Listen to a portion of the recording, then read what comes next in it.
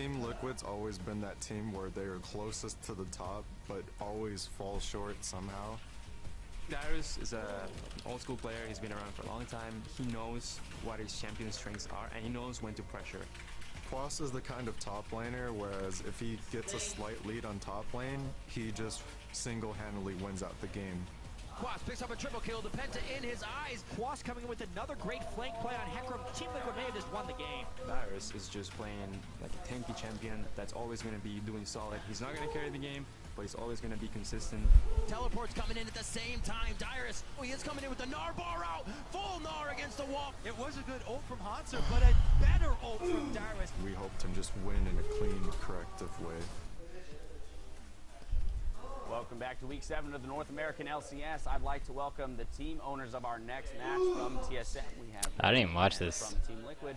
Well, we have Liquid. And gentlemen, thank you for joining me first off. Appreciate the time you're willing to spend to answer some questions for us. I do want to start with you, Liquid, in that the last game we saw between these two teams was a relatively close one. Your team did have control of the game for quite some time, but unfortunately came out with a loss. How did the team rebound after that and kind of refocus coming into today's matchup? You know, the team has been kind of an emotional team, as we saw from our Rebirth series and last split. But I think something changed this split where we don't let the small errors kind of dictate how we feel about the game. We controlled that game. We were winning that game against TSM, which made it a tough loss, but we know we're a better team. So we're just going to show that today. All right, well, glad to hear. We're coming out strong right out the gate. You know, Reginald, your team, on the other hand, is coming off of two back-to-back losses here, which is actually the first time that that's happened to your team this year. So only speaks to the success of the team, but does mean or does beg the question, how is the team dealing with kind of falling into a rut, especially coming into a big game against Team Liquid? Yeah, so right now we're not too concerned with losses, primarily because we're trying a lot of new things in scrims. You know, we're pretty much splitting half our scrims with Keith, half our scrims with Turtle, and we're just trying to figure out the final roster we want. And so these losses are expected because we've already secured our spot in the gauntlet or playoffs, essentially.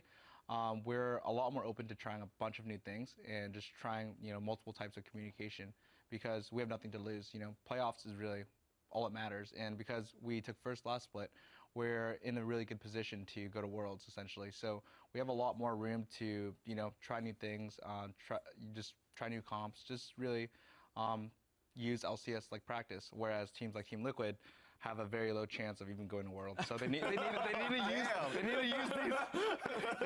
these LCS matches as much as possible. Well, actually, let's explore a little bit why that is. You know, having a hand in the success of your teams is the support staff that you guys have built. You know, behind all these players, there is quite a support staff in both of these teams. I'm not going to start till 8:15. A lot of structure. So as owners, what do you guys look for as traits in support and coaching staff in order to help build your players up, give them the best chance of success? You know, for us, it's mainly work ethic and aptitude.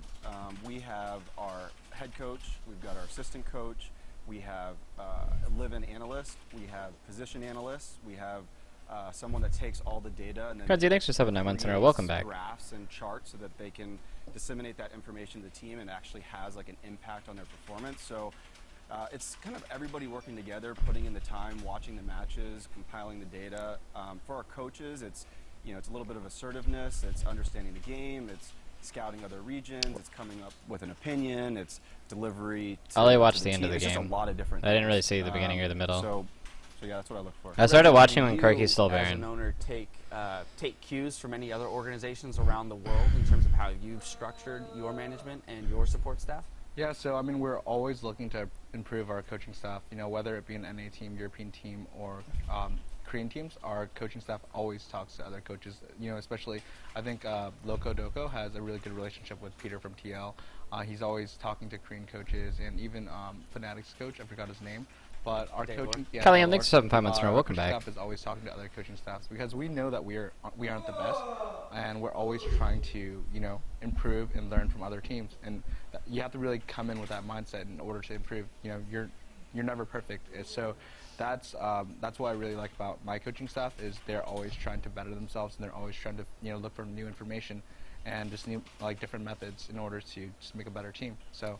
our team's really hardworking, and so far we've done an okay job with this split, but hopefully when we get into playoffs, we will do better. Now, Steve, you are an owner who has had a hand in the success of multiple organizations with Wait, nobody gravity smack now talked at the anyone forefront here. What of the fuck? NALCS. You started as Curse Academy, but Liquid as well, finishing third last split, on track to make the playoffs and fight for those top spots. Does it give you a sense of pride as an owner to know that you've had this much success so far in such a young industry? I mean, absolutely, of course. It's, you know, I took the approach maybe 3 years ago to have challenger teams, put pressure on the main team.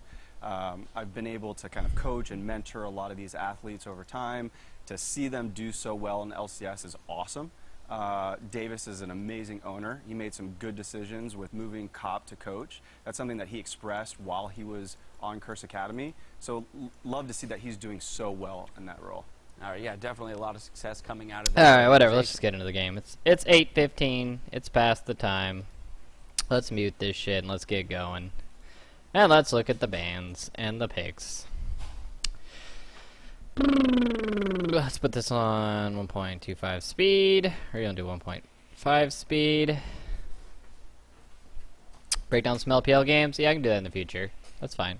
I just thought I'd break down this game because this is like a high profile game. And this is what everybody asked for on Twitter, so this is what they wanted to see. Alright, Keith, that's great. Nobody cares. Alright. Alright, so Team Liquid is on purple side. They banned Rise. I want to see something here. I want to see the Olaf ban. Because I know for a fact that Dominate plays a lot of Olaf, but I don't know why you would ever ban it. Oh no, this isn't even a good... Hold on, let me look this up here. Da na na na na na na na na na.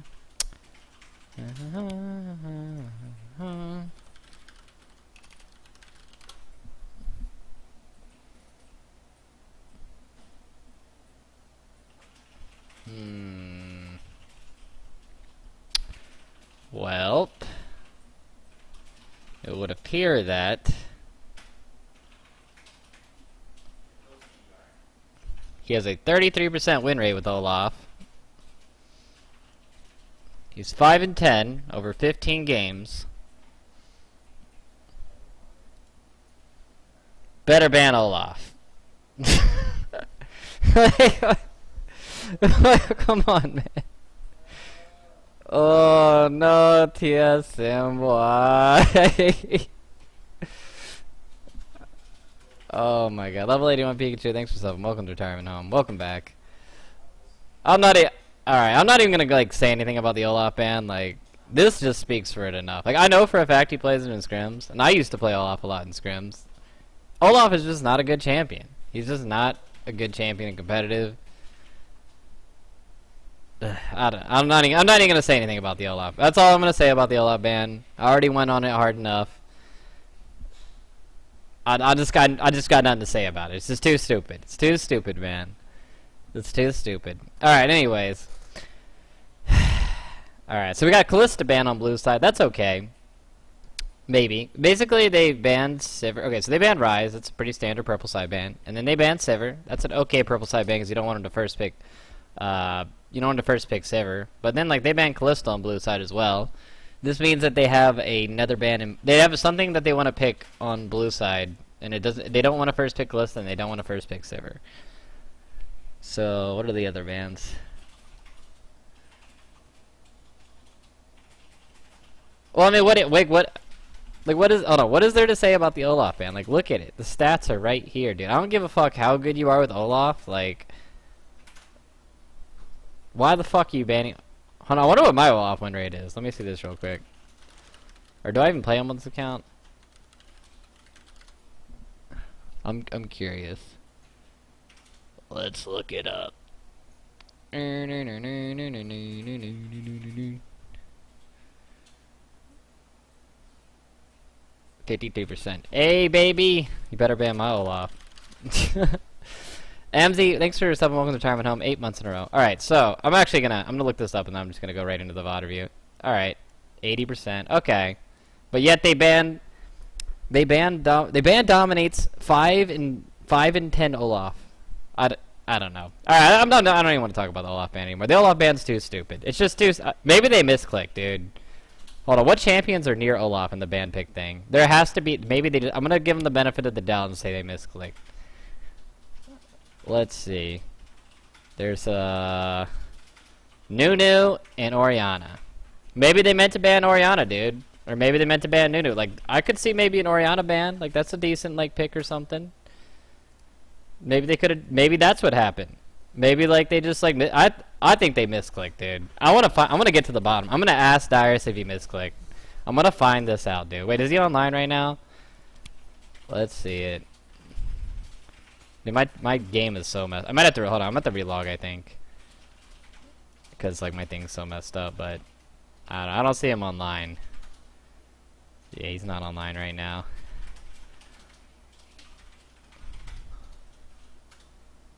Alright, he's AFK. Alright, whatever, I'll ask him later. But I'm pretty sure Darius just misclicked this shit. He's streaming on a Smurf. He's on a Smurf. Alright, I'll ask him later, dude. He had to have misclicked, dude. There's no way he didn't misclick. There's just no way. Alright, anyways. So then, Team Liquid banned Nidalee. I think this is a good ban, and I think Alistar's in... I don't think they should have banned Alistar. Let me see what they first pick here. Like, what they prioritize. So, like, what champions are there? There's Rumble. There's Azir, which is a good pick against Phoenix. Like, that's a good pick to take away from him. Like, I don't know. I want to see what they chose. I don't agree with this Olaf. I don't agree with the Olaf ban, and I don't agree with the Alistar ban. I think the Kalista ban's good, though. But let's see what they prioritize as their first pick here. Like, what do they prioritize over everything? Oh, I did? Hold on, I did pass him? Alright, we're gonna ask him this. He's probably not gonna answer me. It starts with an S. Dude, look at my thing, man. It's so messed up right now. I want to ask. We gotta go to... Darius, can you tell me something? Honestly. Did you... He's probably not gonna answer, dude. He's gonna be like, fuck you, man. Alright, anyways. Let's play this through. Let's play this through.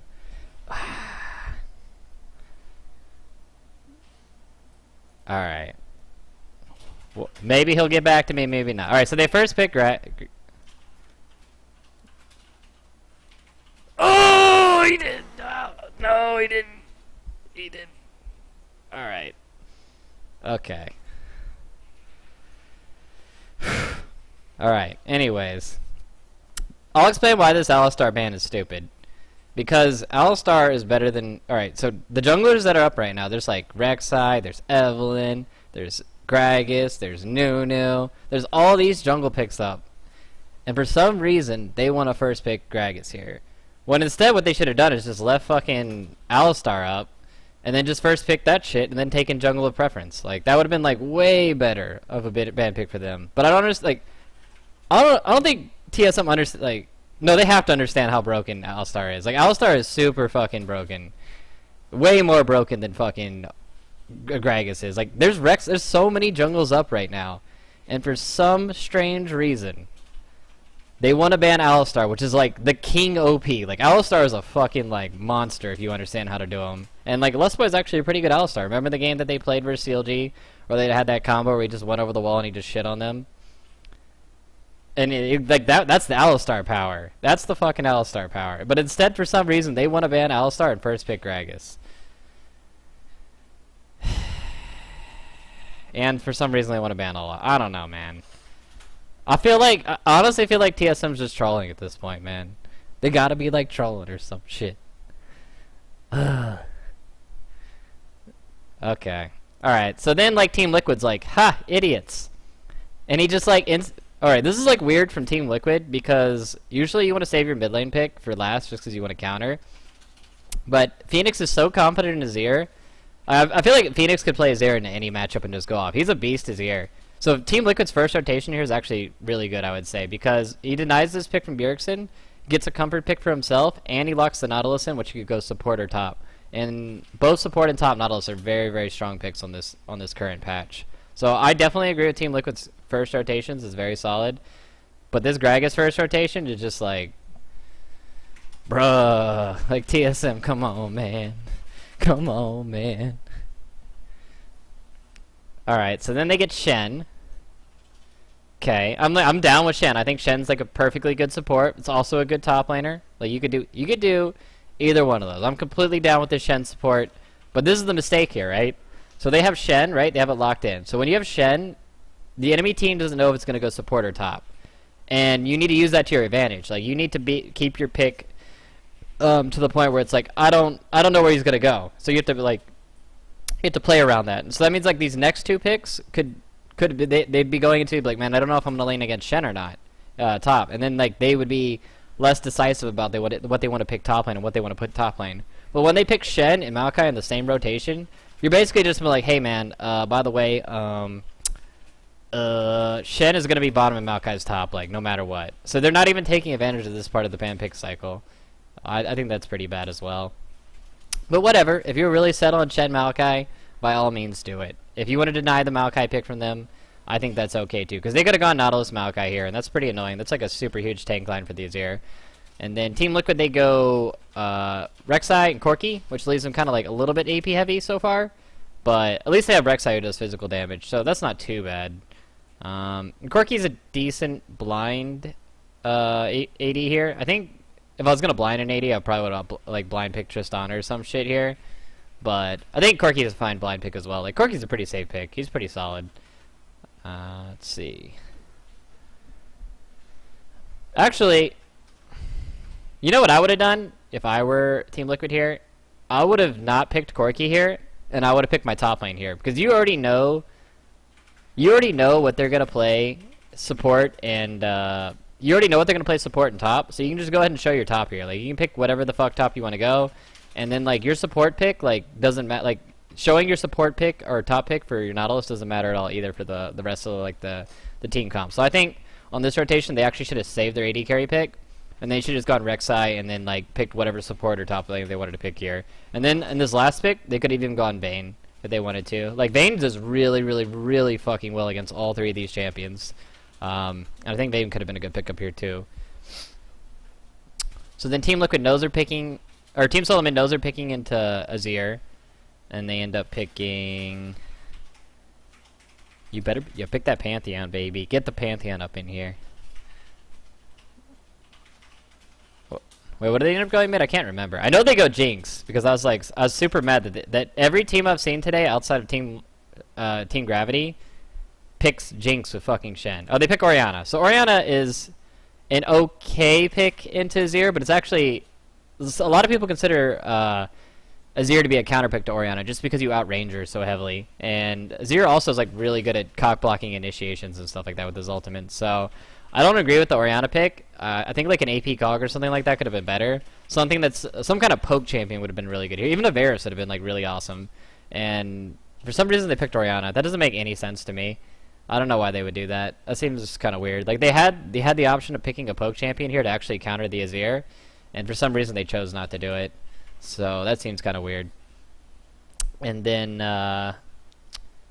yep, and then they just picked Jinx. And I'm going to explain why Jinx is bad with Shen. You guys remember when we were going over the Gravity game and how I explained that the Shen could just go with the Nautilus and hold the lane, and they could just like hold forever? Because generally when you have a situation where you're pushing in the mid and late game, or the mid game in competitive play, you have the ADC, the support, and the jungle usually going together to take turrets. But the thing is, Shen makes it to where your support can be with the top laner, can actually hold turrets while your ADC and jungle just go take the other side of the map on their own.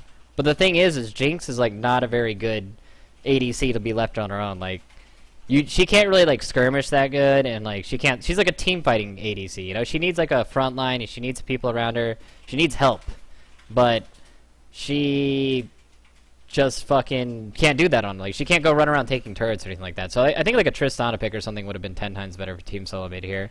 Or maybe even like an AD Ezreal or anything with some kind of fucking escape that can go run around and do whatever the fuck they want to do. But instead they fucking pick Jinx, which is just straight up fuck this shit. Anyways, Yeah, also Ori Gragas has kind of negative synergy, but it's really good counter engage. Like, they have tons of ways of, like, protecting the Jinx here. Like, their team fight is actually really, really nasty. Like, Jinx, Orianna, Maokai, Shen, Gragas. Like, this is, like, a really nice team fight comp. But Team Liquid also has a really nice team fight comp, so I don't really think that matters. So he ends up picking the Thresh into Shen. Thresh is a really, really good matchup into Shen. I actually think that picking a Braum pick could have been really good for them here, too, because Braum cockblocks Orianna pretty hard. It also cockblocks Jinx, and it shits on Shen. But the Thresh pick is also really good, too. So they end up going with Annie. I mean, the Annie got some, like, nice engages off for them, but I don't think Annie was the best pick here either. I think they should have gone with, like, Braum. I think Braum would have been beast, because, like, Expression's actually a pretty good Braum, and it gives them initiation and disengage, and then it's also just a counter pick to, like, half the fucking champions. Like, if you block Gragas ult with Braum ult, you just, like, shit on him. And then, like, you can also block Orianna's combo with your ultimate, too. Like, when the ball comes in, it'll just, like, it'll just hit your shield and, like, stop. So you can actually block a lot of engages with that. So, let's go into the game. I don't really like the ban pick from either of the teams here.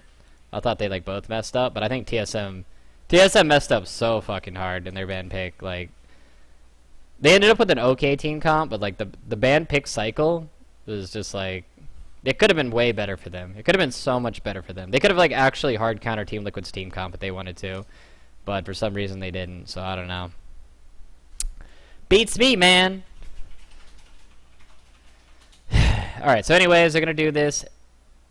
Pretty much I just call this the monkey invade, where you just, like, run in and you just, like, don't give a shit. The reason they're doing this is because they have Maokai and they have Shen and Gragas. Like, they have this, like, big tanky-ass, like, front line that has a lot of CC. So if anybody comes to fight you when you're invading, you'll just, like, win the fight automatically. So it's, like, good that they went into this invade, and they went off and got some wards, so they have some good vision to see where Team Liquid is starting. And then what are they doing here? So Maokai is gonna start the camp, and then I think they're just gonna let Gragas. Is he gonna solo? Oh no, I see what they're doing. What they're gonna do is they're gonna have these saplings explode. And then Orianna's going to Q this so he gets the 3 little Wraiths. So this way it gives him an XP advantage in lane. And then they're just going to do a jungle down here. That's interesting. I think that's actually a pretty smart start for TSM. And then Team Liquid they're not even going to do the camp. Because they have Annie. Annie's not very good at doing Gromp or doubles or anything like that. It's pretty hard to do a camp with Annie, and that's the reason they're doing this. But I think that Team Liquid made a mistake in the fact that they didn't go in to try to check to see if they're doing double golems here. I think had they done that and, like, actually moved in and, like, checked this, they could have harassed them off of this and set their bot lane back pretty hard. But instead, they just, like, moved into the lane and, like, didn't do anything. Like, you can see Annie moving in here, but she's moving in so late that it doesn't even matter.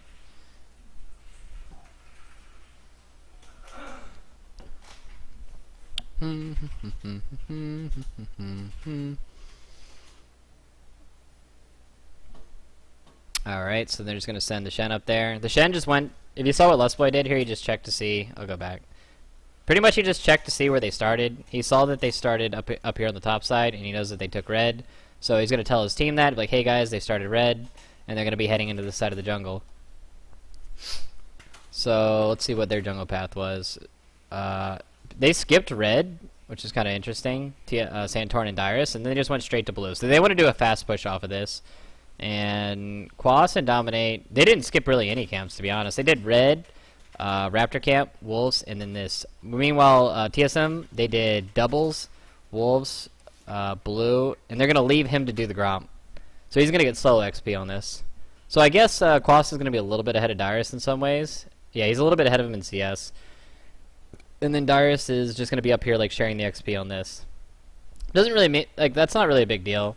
This is like a pretty standard 2v1 that a lot of people are doing now, where they just, you remember back in the day people would just fast push with 4 people, but now what people do is they just, like, go up to a lane with 3 people, like their top laner, their support, and their ADC, and they just let their jungler get solo XP, because junglers are all about the early game, and there's like only small timing windows where you can farm as a jungler in the early game and the mid game for competitive play, especially in a 2v1.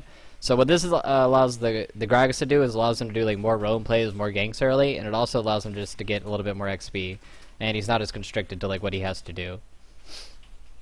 Because basically what happens is this top turret goes down. What's going to happen is this top turret's going to go down, and this turret's going to go down, and then you have 2 options. You can push the wave all the way into turret and try to take the next turret, or you can just like sort of hard freeze it and then bounce the wave back and then rotate your duo to the next lane. Because you like once you take one turret, you always want to go to the next turret. Like you never want to freeze. You never want to like freeze with your duo, and you never want to like play in a passive way. You always want to be trying to take the next objective.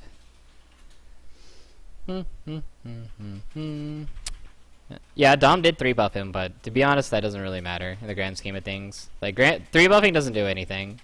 Because, like, if you look, like, the jungles aren't really doing anything. Like, look at what the jungler's doing. This guy's farming Raptor Camp, and this guy's farming Grom. Like, jungles don't do shit in the early game. So 3-buffing doesn't do... It literally does nothing. Because for the first 4.5 minutes of the game, 5 minutes of the game, it's all dedicated to denying the enemy top laner and taking turrets. So, yeah, you just end up in, like, a situation where you can't do anything as the jungler, so buffs just don't mean anything. So you can see what basically this is interesting. So they kept their Jinx and their Shen top lane. I guess they're really scared of the lane matchup of Corki and Annie. This is really weird out of TSM, because usually what happens is when one turret goes down, you rotate to the next turret. And I think what happened was Team Liquid tried to call that. Or did they? What are they doing? Oh, they're just gonna go down for Dragon, probably. So this is really weird that the Jinx and the Shen are going top like this. I guess they're just really scared of the lane. There's a pause, so I'm gonna skip through this. But it seems like they're really scared of the lane matchup. But I don't think it's like honestly that bad of a lane matchup to keep them down here. Because what happens is when you keep your AD and your support top, you just like forfeit Dragon. Like you give up Dragon every single time. And you look, it's 5 minutes in the game, so that means 11 minutes the next dragon's going to come up, and your win condition for getting 5 dragons is just going to be this much sooner for Team Liquid. Let's see, what are the top laners are doing? So Maokai's just running around with Gragas, and then Quas is just helping them do dragons. So both top laners aren't getting shit right now. Like, they're both just poor as fuck. Like, Maokai and Gragas are still double jungling this whole time, which seems kind of weird. Piglet goes Magic Pen glyphs on Corki. I don't know, that's like preference. You could probably do it, I guess. Like, why not? You already got Sork boots. If you feel like you can last hit just fine. Like, Corki has his passive. You can already last hit super easy. So, yeah. But you can see, Team Liquid definitely came out ahead in this situation, because not only did they get Dragon, but they are just getting solo XP for their Corki. And Corki at level 6 is pretty fucking hard to deal with, just because he has Rocket Poke. So, yeah, both top laners are just getting fucked. Like, you can see, like, Rek'Sai and Nautilus are just double jungling, and then Shen and... Wait, why is the Shen here? Are they 3-man jungling? Alright, so TSM is 3-man jungling right now, or some shit. Is that what they're doing? Am I, like, seeing this wrong, or is it, like... Is that Shen? That's... Yeah, they're just 3-man jungling. Why? This literally makes... I mean, they're trying to... Basically, they're trying to roam around and make plays and get kills. You see how they're about to meet the TL lane, and then, like, Annie's just down here soaking experience. So, because they have 3 people, they know that they can bully Team Liquid's duo off. And I'm pretty sure that they did their... Like, TSM did Team Liquid's red at the start of the game. So, I think the reason... Like, let's look when they meet up together to do the 3-man jungle. So, they send Jinx. She's getting solo XP. And they meet up when... They meet up here. So see how they get all these wards in here? This is all to set up for the red buff that's coming up in a minute. So they get all these wards in here so they can see everything coming. This means Jinx is completely safe. Like, nobody can get to her, nobody can kill her. So she knows she's 100% safe. And then they just go and do some of the jungle, give Jinx solo XP, and then now they're going to move in as like 3 to go get this red buff. TL got their first red. Oh yeah, that's right. TL got their first red, but they know that they started red. My bad. Yeah. TL got their red first, but TSM knows that they started that red, so they know the red's coming up at around 7 minutes and 20 seconds to 7 minutes and 30 seconds. So both teams have the timer on this red. So they're just gonna come up here. You see how they all these... Their goal here was to try to kill Dom and Quas as they're coming up to try to get this red. Like, that was TSM's whole strategy here. And I'm pretty sure that they ended up seeing them or something. And TL was just like, alright, fuck it. You know, we'll just, like, go into your jungle and take your jungle while you're taking our jungle. And this is usually what people do. Instead of fighting, see how, like, TSM has all this vision in here. Team Liquid knows that, and they have no vision. So what you do is you just go into the other side of the jungle, the side that's like not controlled, and you just farm there because you know that they're all waiting in that jungle to fuck you. So you just go into the other side that's not controlled and just farm that. You can see they're still just double jungling, sharing XP. Both top laners are just downright in the struggle right now. Like, because both ADCs are freezing. See how Corki's hard freezing and Jinx is hard freezing? Wait, this is actually just stupid, now that I think about it. I want to go back. Actually, I'm not even going to get into it. Both TSM and Team Liquid messed their strat up super fucking hard by doing these. By doing this double freeze, they both fucked up super hard. I'm not going to explain why, because that gives away too much strategy. But both TSM and Team Liquid fucked up the 2v1 super hard with this. And they like put all their TSM put all their eggs in this basket of like they'll get a kill with this roaming gang squad, I think. I don't know. I don't agree. I don't agree with this freezing. I don't think it's very good. Ugh. I think freezing is just bad in general. Oh well. Alright, so there's going to be farming this jungle. They're going to be moving around together. Remember, the dragon comes up at 11 minutes, so it's 1 minute 50 seconds until dragon came up. And TSM knows that. They know when they did the dragon, so they rotate Maokai up to this frozen lane, and they just have him... He's going to just keep freezing it, and they're going to rotate the duo down so they can fight for the dragon. Whoops. But the problem with that is now Team Liquid's controlled this whole bot side jungle. They have all the vision in. And on top of that, TSM have no turret to fall back to. So, it's like... I don't know. It's okay for them to farm here because the wave's out so far. But in order for them to move up to contest this dragon, they have to go in blindly. Like, they have to move up through a lot of vision. And it's really dangerous to do that. So Nautilus is going to come up here with Rek'Sai, and they're going to break the freeze. That's what they're doing right here. That's why Rek'Sai's with him. Nautilus is going to go break the freeze on his own, and Rek'Sai's just going to be up there to back him up. Because what happens is usually when you go to break the freeze, the enemy jungler is going to be waiting there, and he's just going to fuck you. Like, he's going to fuck you when you come up there to break the freeze. So Rek'Sai is just there to help him and back him up to make sure he doesn't die when he does that. And then you can see Santorin does sort of like the same thing for TSM, where he just goes bottom. And remember how there's no turret down here and they get messed with really hard? Because they saw Dom top helping him break the freeze, they... Wait, why? No, I actually don't agree with Dom going top now that I think about it. Like, yeah, it's nice for him to break the freeze, but they should have saw Gragas on one of these wards. Let me see. They see Shen, so they know he's not coming. When did they see Gragas? Let's see, if Gragas shows on either of these wards, then Dom did the wrong thing. Okay, so he's up there. He just needs to move now. Alright, I'm pretty sure they saw Gragas on that ward as it faded. Alright, so yeah, he moved. Wait, why is he pinging that?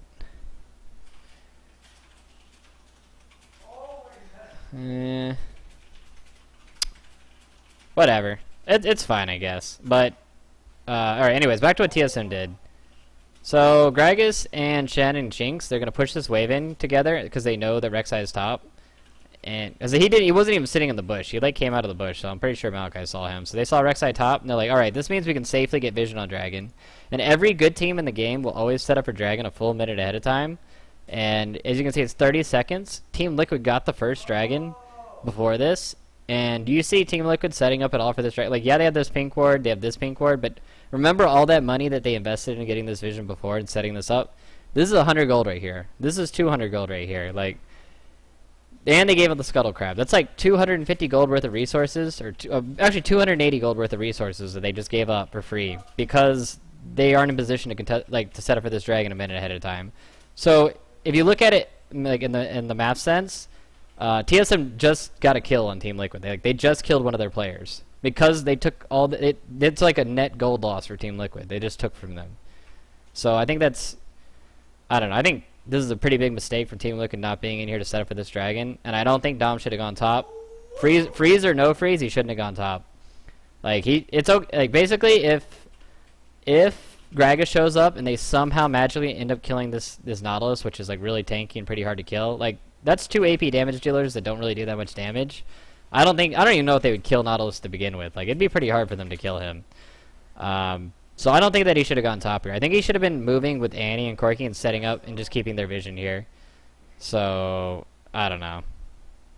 And no, getting the Raptors is actually really good. Like, he should have gotten the Raptors, which... Did he get them? When did he get the Raptors? So Gragas took the Raptors before. Like, controlling Raptors is really important because it gives you an Oracle. So... Alright, so see how they're coming in here late? It's like 20 seconds till the Dragon's coming up. And they're basically having to fight for this vision here. Like, they can't just walk in blindly. They're like trying to scrap them for it. So they end up getting poke off on Lustboy. Lustboy's not 6. Neither support is 6. So both teams end up getting a little bit of poke off on each other. And I think, let's see, what is Annie doing here? So Annie's just like hanging out here. Dom goes back to farm. So this is how TSM came out ahead in this situation. So remember how they're doing all this poke and stuff over here and they're scrapping? Watch what Azir does with the wave and watch what Ori does with the wave. So Ori just came back from buying. She has her full Athenes. So Azir's gonna hard push this wave in so he can get control and like move down and like fuck with them in the dragon. And Orianna's gonna have to catch this wave. So Ori's gonna get this whole wave and then she's gonna move over to come help. But then right after that, Orianna ends up like pushing Azir into the turret, and then she's allowed to roam down into the river. So you can see she pushes the wave in. Azir is basically, they have no vision of these 3 people here, so Azir has to play back. He's scared, and this allows Orianna to push this wave into the turret, and that means that Azir is stuck. He's pretty much stuck doing what the Orianna had to do a second ago, where he has to sit at the turret and he has to clear out the wave. So what that means is that Orianna can move with these 3 people. So that's 4 people roaming through the river that can like fuck them. And there's only like 2.5 people because the Corky's kind of far away that can actually be in there messing with you. So they get to take over all of the dragon area. And what the fuck? Yeah, why does Dyrus have Ninja Tabby on Maokai? That bruh. I mean, yeah, okay, so this is the logic on that. So the only person that can really see him... Well, never mind. They have fucking Annie and Nautilus. What am I talking about? Why did you build Ninja Tabby, Dyrus? Come on, man. This is a terrible buy right here, by the way. I think every Maokai in the game would go Catalyst or Spectre's Cal here. Or... No, come on, man. Their team's so AP heavy, too. You can't be... Unless there's like some... Does anybody know Ninja Tabby reduces... Does Ninja Tabby reduce Azir soldier's damage? Does anybody know? Where's somebody at? Where's a mid lane player at? Does anybody know that? Somebody has to know that. Anybody? There has to be somebody...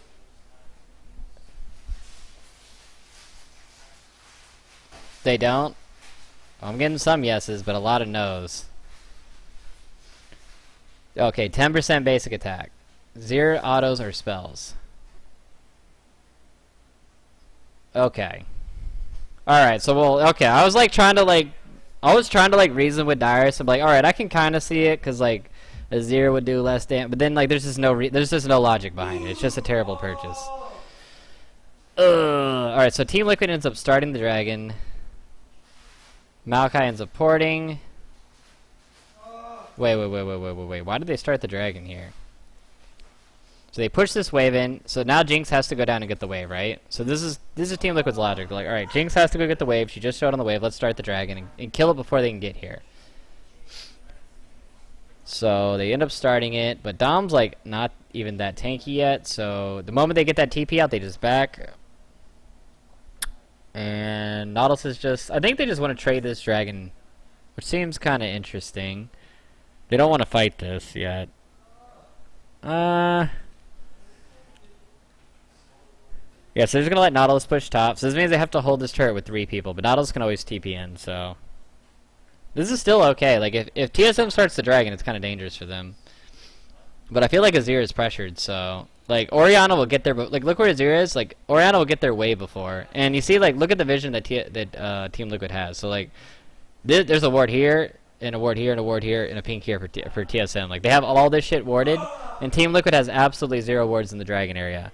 So, they're basically just like, alright, we have no vision, just fuck it, give it up. We're not going to mess with that at all. So, yeah. Nautilus isn't going to ult Maokai, though. I would imagine they'd save the cooldown for Wild Turtle Bjergsen. Wait, Nautilus can just auto-attack. And Annie can actually catch Maokai and stuns and stuff. And Mercs is just like 10 times better because look at all the fucking magic damage on this team. Like, there's no way you can argue that Mercs wouldn't be a better buy. The only way I could accept the Ninja Tabby argument is if he wanted to rush Home Guard's first item, and like he wanted the Ninja Tabby to be the cheaper boot so he'd get to that quicker. But yeah, as you can see here, like he didn't do that, so I'm like, nah, man, that didn't happen either.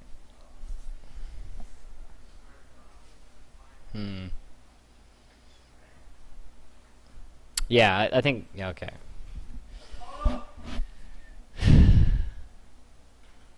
Alright, so hold on, let's go back to this. How did this even happen? I'm too busy going off in the Ninja Tabby. So they get the dragon.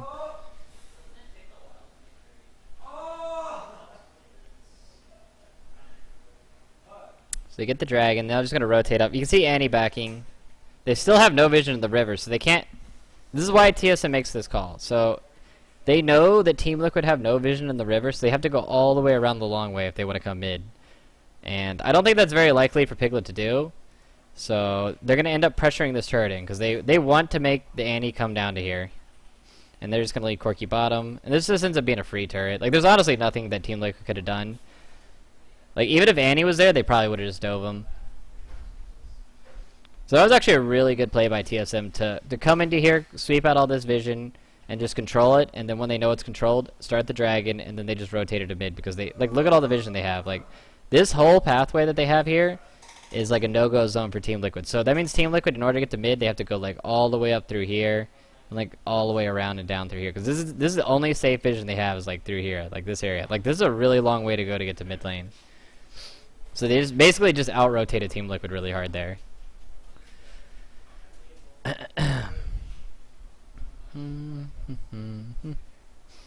So Azir's just gonna end up pushing mid. Now they have a special here.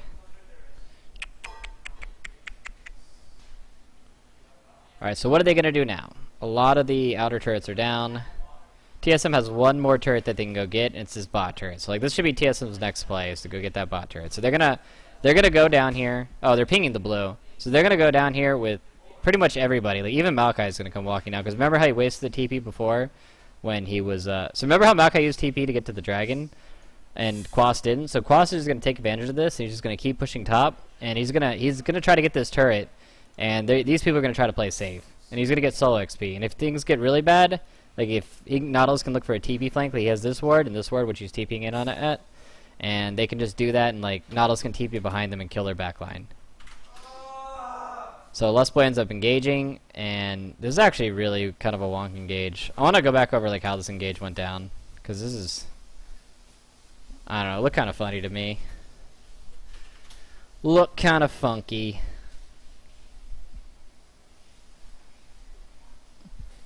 So they go in here, they want to get the blue.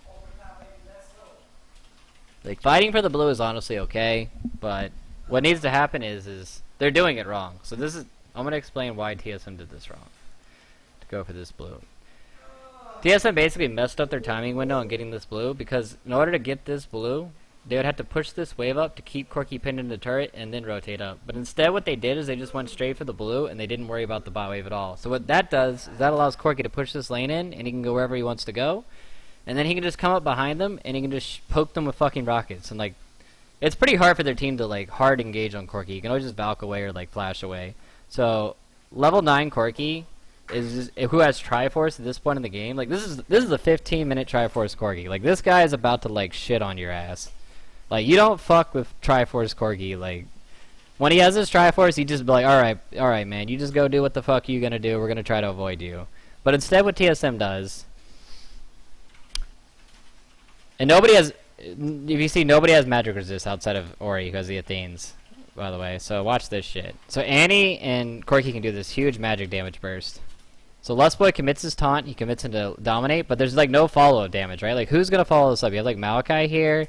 Santorin's here. Like, Jinx is, like, all the way back here. Like, he's not even in the forest yet, and Oriana's back here. So, basically, this taunt is just, like, this will never work. It shouldn't. This is a bad engage by Lustboy.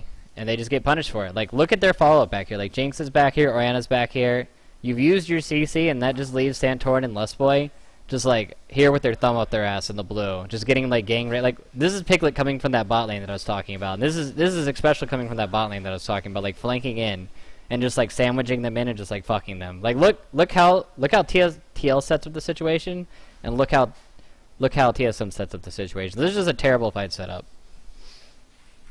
and it's all because they're greedy for this blue. Like, this is Jinx, this is Corky Annie. Like, who's gonna get in? Like, look, they're getting sandwiched in. Meanwhile, this guy's completely safe, and this guy's completely safe. So, Team Liquid's, like, DPS is just, like, 100%. Like, nobody can do anything with them. Like, who's gonna kill them in this fight? So, this just leaves your tanks, who are, like, not even that tanky this early into the game, just out to dry, and they're just gonna die instantly. And that's how that looks. Yeah, I don't think you should have fought for that blue like that, man. That was a little bit greedy. And then on top of that, this is another blunder for TSM, because now Nautilus like ended up pushing this whole wave in. If Maokai doesn't get there on time, he's gonna miss a big wave. Alright, God bless. Maokai ended up getting the wave. If this wave hit the turret, then that would have been catastrophic for them. But remember, Maokai still has no TP, and Team Liquid knows that remember that bot lane that they pushed at the beginning of this? Like, a full minute ago, before this blue shit even happened? Remember, Piglet set up this bot wave to push in. So after they get these 2 kills, and they know they don't have TP and they know Maokai has to hold the wave, they just ride this wave in and they kill this bot turret. So they set this whole push up like a minute ahead of time. And if you want to see the mistake that TSM made was not setting up the wave for it. Like, they should have pushed from bottom and like gone into the turret and then like collapsed on the blue. And chances are they wouldn't have gotten the blue because they're already too late for it. So just say fuck it and don't go for the blue and try to take the turret. Like, that's what they should have got out of that. I don't know. They're forced to contest blue? No, like, nobody's forced to contest anything. Like, this is the situation. Like, this is why blue is important generally, because blue allows you to push waves in endlessly without having to worry about mana. But, like, Azir doesn't have a turret, and Orianna does. So, like, the blue doesn't even matter that much, because Azir has no real... Like, he has no true turret behind him outside of putting his own up. So, he doesn't... Like, he can't pressure Orianna's, like, as hard. See how she's just, like, farming this wave? She has low mana? But it doesn't really matter, because, like, where's the next wave? The next wave's, like, all the way back here. So Orianna cleared the wave out so fast, she's just going to back and she'll get to mid in time.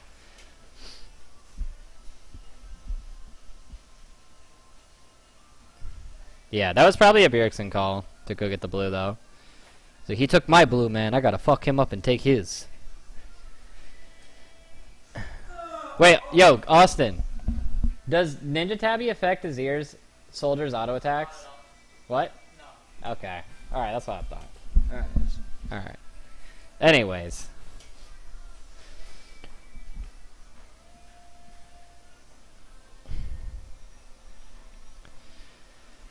Okay, so... Let's see. Dragon comes up in 2 minutes.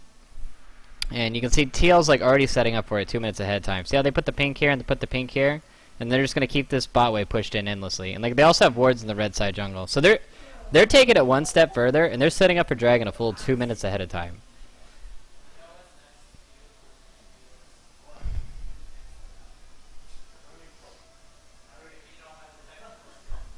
GV versus enemy? No. Because enemy is just bad.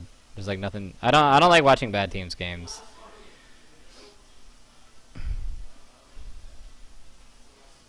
Like...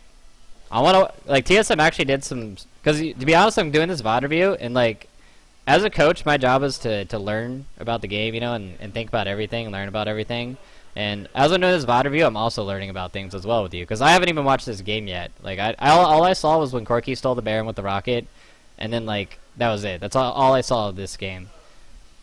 So that's like, my only understanding of the game. So, like, I'm watching this game for the first time, too.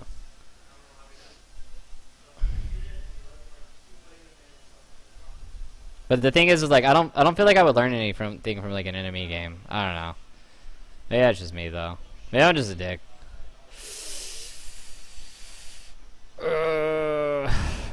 Alright. So anyways, Nautilus is gonna go back top. He doesn't have his TP up. This seems kind of funky to me. Okay, this is why he's doing this. So he knows that Maokai has his TP up, right? So he doesn't want Maokai to do that thing that Nautilus did before. So he doesn't want Maokai to push this wave in and then like make Nautilus get pinned into the turret and lose waves. So he's going to push this wave in, and then he's going to go walk down to Dragon.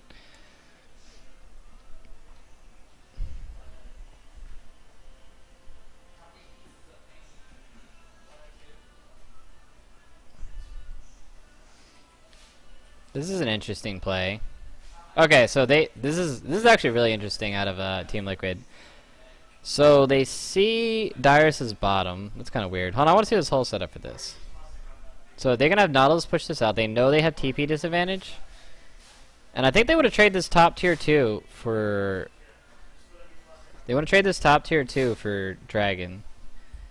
And then maybe they want to get a Baron off of it as well, because Baron is coming up soon. So maybe they could do a trade, but I mean, they do have a pretty fast Baron team with Azir.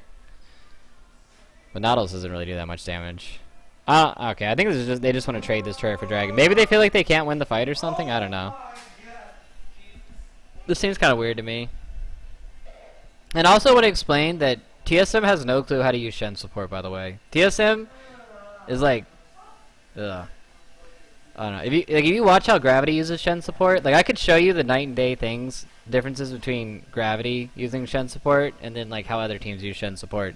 If you watch like Lustboy is still sitting here with Wild Turtle, and he's not moving around with the top laner. He's not like using the like he could be here with Ori pressuring this Azir, or he could be here with Maokai like pressuring, and then they could just have Gragas and Jinx holding this. And then basically what that does is that forces Team Liquid to be forces Team Liquid to be in a position where their only option is to dive. Because if Shen and Maokai are taking these turrets pretty fast, because 2 people push a lot faster than 1 person, then it's going to force Team Liquid to be in a position where they have to dive, and then they have Maokai TP and they have Shen TP. So if they start diving, a 2v4 will soon turn into a 4v4 under a turret.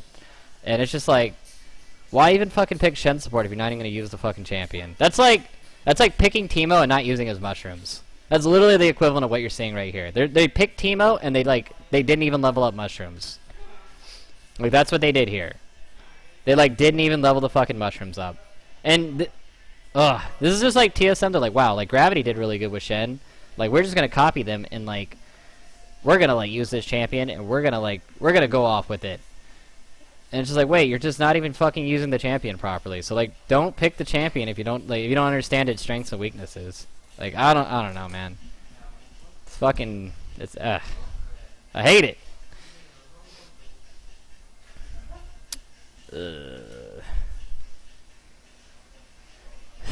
Alright. Anyways, so Maokai's down here pushing. Jinx is holding. So now like he's just gonna go up here and try to hold this turret. But remember, Dragon came up and guess who they have holding top? Remember this guy? They could have actually sent Maokai and Shen to hold this top turret, and then actually I need to go back on this. So I was too busy ranting. Look at this rotation by TSM. So they go in here because they just want to like walk up and they want to control Dragon, right? So they have TP, right? They should send Maokai top, and they could even send Shen top too, and they can still control Dragon because they'll have Jinx, and they'll have Orianna, and they'll have Gragas. But instead, what they do is they send their TP bottom to where Dragon is, another TP up top to like hold this turret, and then Gragas is just like sitting mid with like Orianna, and he can also rotate. So like, I don't know. They're just like they're not leveraging their TP or their Shen ultimate at all in this like situation, and this is why they get shit on for it. I don't know. Damn. Wait, I'm not gonna lie. Like I actually thought TSM was like a better team. Like I was like hyping them up for a little bit at the beginning of the season. Like, all right, they're like doing pretty good again. But like after seeing this, it like makes me really doubt how they like if they even if they do good in playoffs, if they play like this and like if they pick these weird champions that they don't understand how to use, and they go to Worlds, they'll just get absolutely shit on. Like it's gonna be fucking embarrassing. I don't know.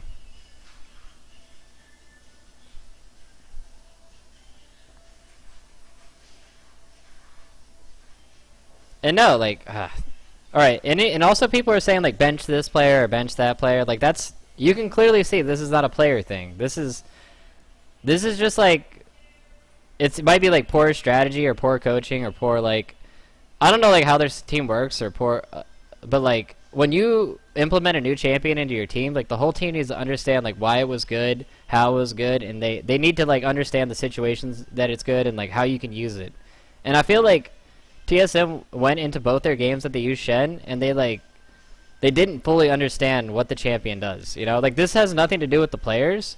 This is more of like, or maybe it could. Maybe they did show them, and they're just like I just still don't understand. But I feel like if you show Lustboy like what the strengths of Shen support are, then it's like, I don't know. I feel like he could carry that out. Like, I feel like he's a good enough player to be able to carry that out. So it's like, I don't know, man. I don't know, man.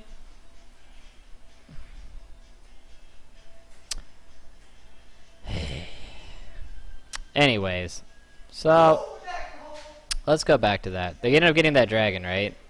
So they rotated from top. This is actually a good rotation from Team Liquid to punish like what TL did. I mean, Team Liquid to punish what TSM did. Because they see this Jinx top, right? And they're just like, alright, if you want to push top, we'll just take dragon. We'll punish you for that. So they end up taking dragon. Team Liquid has all this jungle warded up. So normally what would happen is TSM would just, they would have the rotation on Team Liquid and they just ward up this whole top side. And like Team Liquid would just be blindly face checking in here. But at one point in the game, Team Liquid ended up warding up this whole side. So they know exactly where TSM is. And they know exactly what they're doing. And they can just make plays accordingly.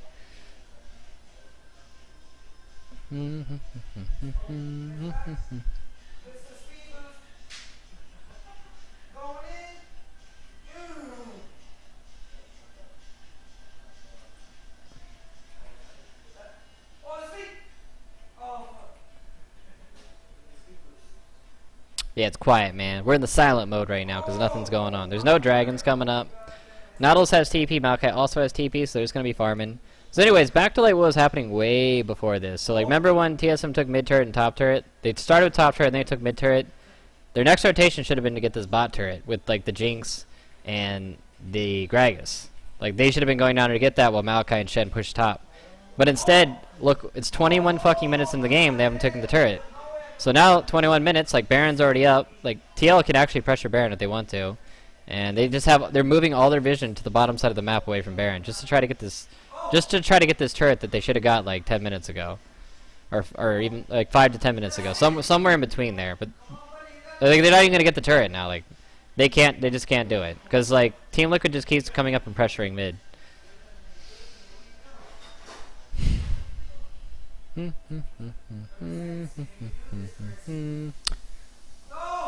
Team Liquid's just hanging out mid. Rek'Sai ulti's down here. So now they have 4 people mid and Nautilus can TP in. Rek'Sai gets chunked a little bit.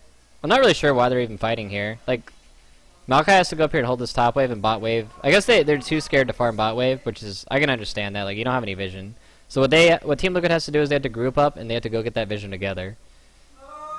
So they see everybody mid, so Dom's gonna get a little bit of wards here, and they're gonna slowly creep up and move their vision into the jungle so they can start pushing.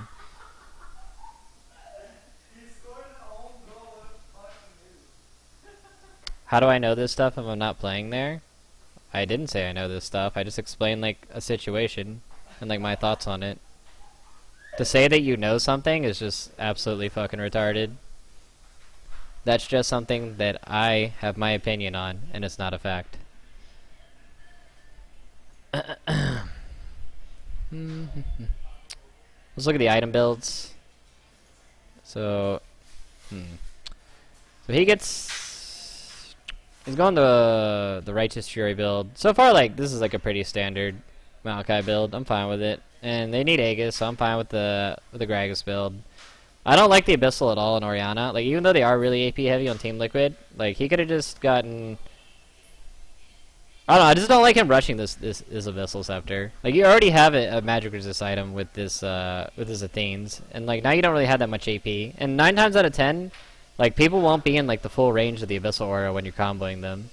And also, Team Liquid's team is just going to stack a billion MR, so you need to have some Magic Pen to, like, go through that. So I feel like getting like an Hourglass or a Death Cap or something would be way better here, and then just getting Void Staff after. I feel like he's overdoing it on the Magic Resist.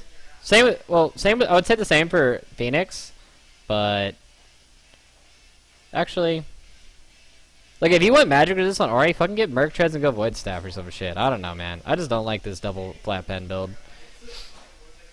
Then like Phoenix went that build as well, but like Azir is actually in the range of the Abyssal half the time because that's the range you have to use to like attack with the soldiers. So I can understand that more.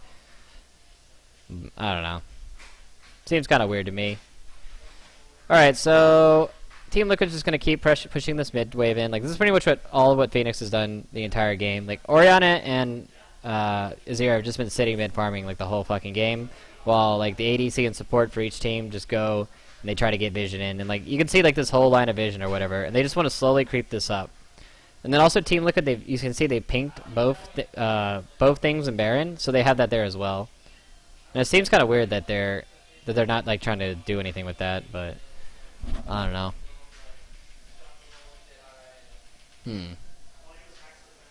This is kind of weird. So they're moving in to get this vision. See how they're like putting all the wards together? The Shen went with the Gragas to get the ward in the bot side, because they want to take this bot side turret.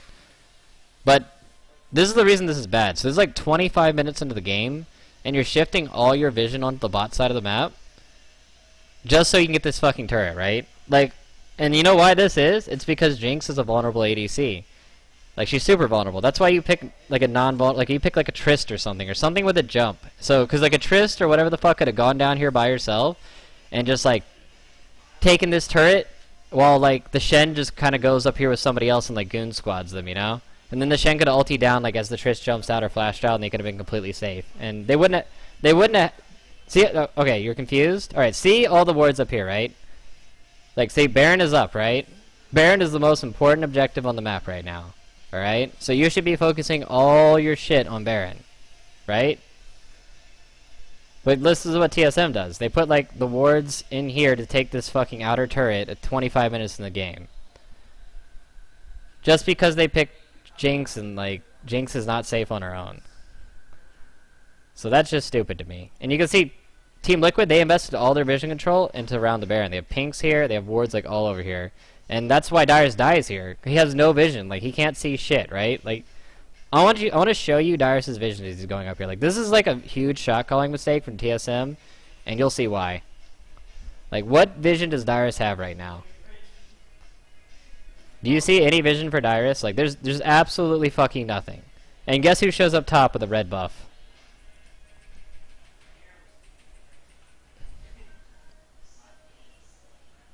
So they end up catching him out here too. So he goes up the ward, and he just chases him down lane with red buff, and he just like flash tippers him, and he just fucking dies. He has no vision. Like, he's so fucked. And look at this. They haven't even taken the bot turret here yet. And this is honestly just like this whole situation all goes back to ban pick by picking Jinx. And then like 10 minutes before this, where they did this terrible rotation where they sent the Jinx to hold top instead of taking bot turret. Like this, like that's what created this entire situation. So this is just like. This is like bad rotational play by TSM here. And like that's how this happened. And guess what? Jinx is bottom, and they have no wards on Baron. Like, they have pinks all. This is the only ward they have, that ward that Dyrus put before. So now TL is just gonna be like, alright, let's commit to the Baron. Like, let's make Jinx come up from bot lane.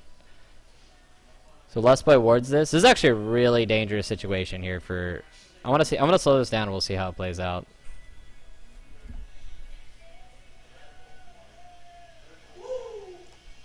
You can use the arrow key to move back or forward 5 seconds when you... Wait, can I? Holy shit.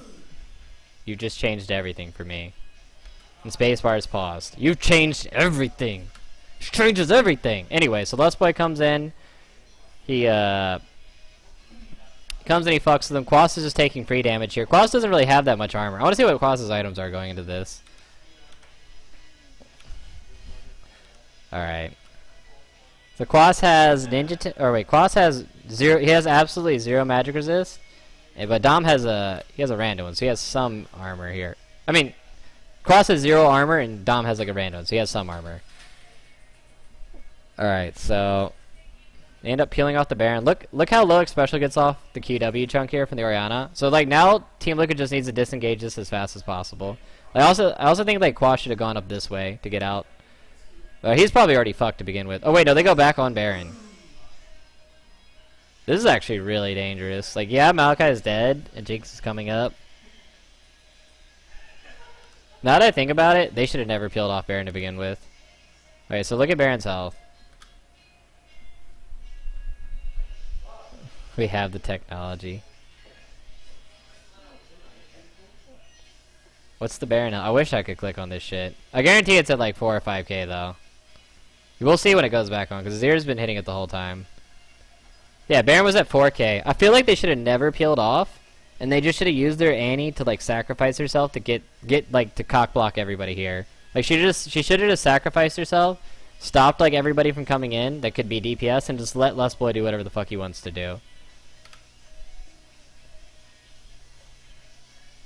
Oh, okay, you can see at the bottom. Yeah, they could have finished that Baron, but they just stayed on it. But I mean, that's a very difficult call to make.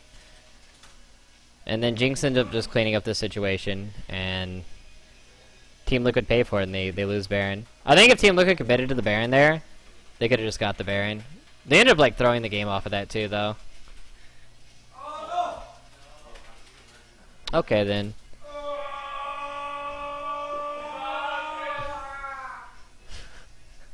Yeah, he got so many crits there. That was so lucky. Hold on, I want to see how many crits he gets. Was it 3 out of 4? Like, that's a lot of fucking crits. Alright, let's watch the Jinx crits. Right. 1, 2, 3. Holy shit! He autoed 4 times. Jinx autoed 4 times, and he crit 3 times.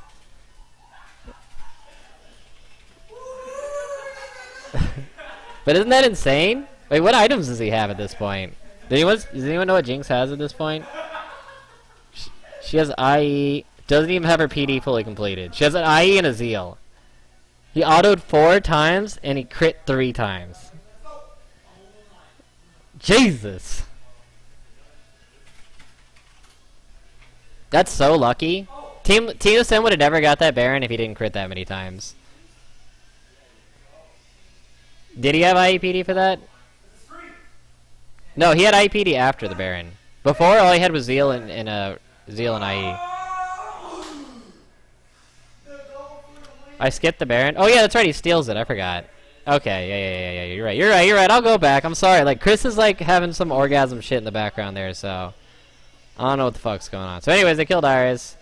They go up for this shit. Calm down, guys. Like, we'll watch the steal. All right. This situation though, if Piglet didn't steal this Baron, I guarantee TSM would have won this game. 100% guarantee they would have won this game. They would have carried the momentum off this Baron into getting the next dragon, and they would have just choked out Team Liquid of getting Dragon Vision and just like one from going slowly off of this. Let's look at this. Corgi just ends up stealing the. He ends up just shooting a rocket and stealing Baron. If TSM had gotten this Baron, this momentum would have carried them through to win the game. But at least they get the dragon, I guess. Do they get the dragon? I hope they get the dragon. Are they gonna get the dragon? Oh wait, no, he did have IEPD. Okay, that's like 40% crit. That's still like pretty high crit. That's still pretty fucking lucky, dude. He autoed 4 times and crit 3 times. It's 75% crit, pretty much.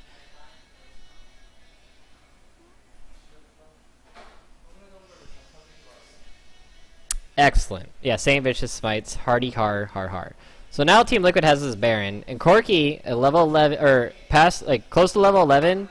When you have these items, you have Baron. Like Corki's rockets are so fucking strong because they double dip. Like Corki has. I want to see the ratios on the Corki rockets. Lol wiki Corki. So Corki does. Yeah. So rockets have at level 14 has a point. It's a 0.3 AD ratio and a 0.3 AP ratio. And then the big one has 45 and 45. And that goes up to 60 and it goes up like way more later, but whatever. Like that's a pretty good AD ratio off the Baron. Like that's pretty fucking strong. And yeah, so Corgi the Baron's pretty damn nasty. So anyways, they're gonna end up sieging with this Baron. I'd be on tilt right now if I was TSM if I lost that Baron. I would have just like straight up tilted. But lucky for TSM here, Team Liquid is pushing with this Baron, but look at this huge wave that got piled top here. This huge wave that's getting piled bottom. So TSM knows that all they have to do, they just have to hold out this Baron since they got the dragon, like, and the Baron's like not even on the map anyway. So there's no major objectives for Team Liquid to get. So they just want to stall out this wave while the top and the bottom waves push in. And I'm pretty sure that's exactly what they're gonna do.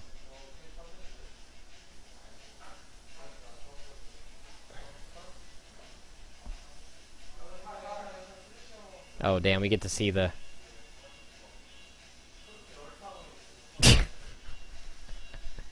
That's so fucking troll.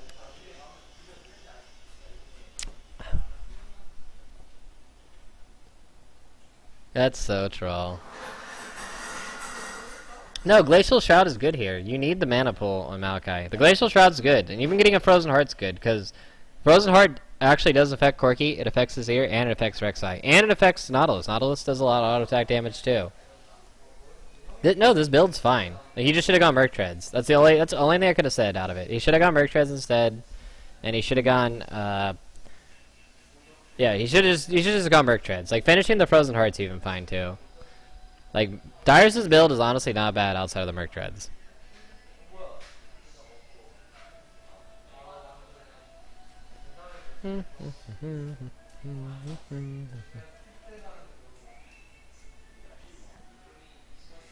Alright. So they're gonna end up doing this shit. They're pushing in, they're sieging, they're letting the cannon minion go here. The wave ended up, like, getting pushed out here now. Now Team Liquid's waves are pushing in. This top wave and this bottom wave are pushing in. So Team Liquid's just gonna keep sieging. You can see Corki's power, right? How he just keeps getting this rocket poke. The rocket poke is so brutal at this point in the game. And Azir's also getting a little bit of Q poke as well. But luckily, Orianna's really great at clearing out waves, so... And they also have Gragas' barrel to clear out waves as well.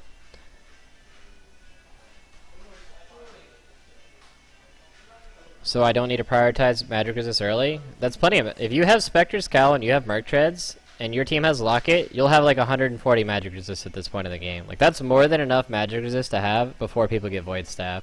And then once people have Void Staff, you need to have like at least 200 Magic Resist to like cock block them. I want to see why they do this engage. Let me see this shit. I want to see the reasoning on this. Alright, so they know these waves are pushing in. How much longer is on their Baron? The Baron's out. Okay, so the Baron's out, so now they want to fight. That's why.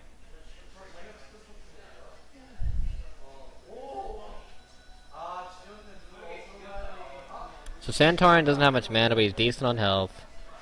They Righteous Glory in. Who are they going to catch here? So Corki's off on the side. They can't get him. They can get Annie if they want to, but she'll probably turn into Tibbers.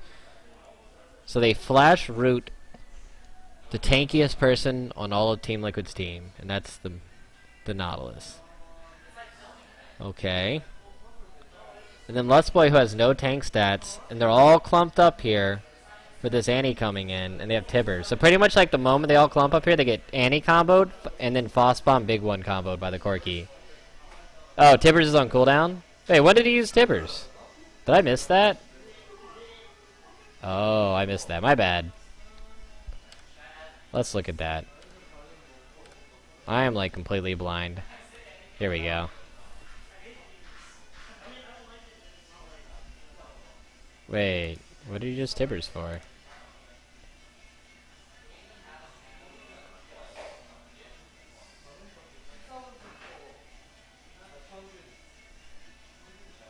But why does Tibbers go on cooldown? No, like, look, it shows it's up, right? Is that a spectator bug? Oh, it's because he has it, right? It's because he has it out. Oh, he whiffed Tibber after the Baron. Way back? Oh, he uses it to protect the turret. Okay, that's fine. Alright, I kind of understand why TSM went in, but Annie's a fucking support, dude. And you're engaging on her, she's not engaging on you, so the Tibbers doesn't even matter that much. Alright. Okay, I got it now. I thought it was still up, because, like, I understand what happened now. Okay. So this is why this engage is stupid. Like, yeah, you don't have Tibbers, but, like, look at how they're all clumping up here, and, like, Shen is not tanky at this point in the game. And they just all clump up, so they get 3-man stunned by the Annie W, and 3-man knocked up by, like, Rek'Sai. So, like, this is your whole front line here, and then Azir's just going to town on this. So, Annie's, like, Tibbers, Corki's just gonna rocket in here and Boss Bomb. Like, look how fast Lust Boy dies here. Like, he literally dies in, like, a quarter of a fucking second. Like, that's how it's held. So then they're gonna get this Ori ball off on the Annie and the Corki here, which is really good, but their tank line's already so fucked. Like, Santorin can't do anything anymore, because he has no mana. Like, he can't fall off anymore on this fight at all. And Darius is half health, so, like, Santorin's absolutely useless now, and Darius is, like, too low health to do anything. And meanwhile, on the backline, Azir's just doing whatever the fuck he wants to do. And Team Liquid's, like, their tank line is super healthy. So, really good ultimate on Piglet and Special, but it didn't hit his ear. So now, like, look at Darius' health, and, like, look at useless Santorin now. Like, Santorin has no mana, he can't do anything, right? And Darius just insta-die. Santorin, and all he can do is walk around in circles right now. And Bjergsen's whole burst combo is already out now, so they're not even really that scared. Like, they know they're healthy enough to where they can just, like, do whatever the fuck they want to do. And Bjergsen can't do enough damage. And they're going to shoot this big one, and this will probably kill Xpecial. Yeah, Xpecial dies, but doesn't do anything to Piglet and Phoenix here. So now that Wild Turtle's moving up, you have no mana Santorin, low mana Wild Turtle, and they just can't do anything to get on that backline and fuck them up. The music in the background? Oh yeah, that's true. Hey Brian, can you turn that music down a little bit? Cause what'll happen? It'll like it'll do copyright infringement if I put it on YouTube. Can you turn down the music a little bit? Yeah. All right, thanks. All right. Anyways, well, no, I don't even know what the Santorin's call to engage here. Like, you don't know who called that, so you can't just be like, haha, Santorin's stupid. Like, you don't know who called this engage on this team, but you can see it's clearly a bad engage. And you also have to think about, what if Bjergsen actually built, like, he could have, right now, Bjergsen could have Death Cap, Athenes, and Void Staff, which would do so much more damage than what this Abyssal's doing. So you'd have to think about, like, Annie would probably get one shot. Annie would have probably gotten one shot in that team fight. Had Orianna built the proper items there, I guarantee she would have just gotten one shot. And then maybe they could have done some more off of that. But because he chose to go with this defensive, like, pussy-ass item, the Abyssal, he don't got that Void Staff sign.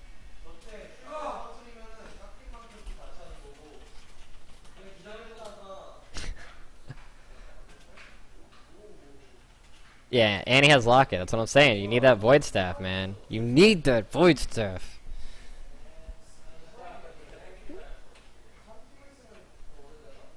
Alright, so now Dragon comes up in 90 seconds, but Team Liquid is controlling all the vision top side. Because I guess they just want to get this turret down before Dragon, maybe. I don't know what they're doing. I don't understand like what they're even doing up on the top side of the map. I know Baron's coming up in 2 and Dragon's coming up in 1, so I guess what they said is like, hey, let's go like put a ward or 2 up here just in case they try to rush Baron or to control it, so we don't get fucked later, and then we'll go down and control the Dragon. So I understand that. Like that's actually an okay call. All right. Damn, Gragas has so much magic resist now. He has a Locket and he has Spectre Scowl, but he's like absolutely useless. Like he doesn't do any damage. Same with Rek'Sai. Like he didn't do any damage either. They're just like 2 useless fat tanks that don't do shit. They're so useless. I love it. And right now, arguably, Corki and Jinx. Corki's gonna be doing more poke damage, but Jinx is gonna be doing like way more sustained damage. But I don't even know if like he's gonna be able to do sustained damage in the team fights.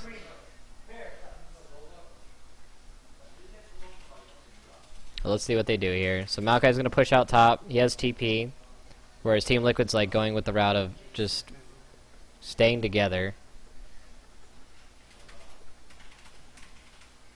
Alright. So Corki got that blue buff, so that's fine. Getting blue buff on Corki is actually really nice. Because he just hit level 16, so he's like, this is the strongest Corki will ever be in the game. Like, this is his biggest power spike he'll ever reach in the game, is his level 16. So Team Liquid really wants to fight right now.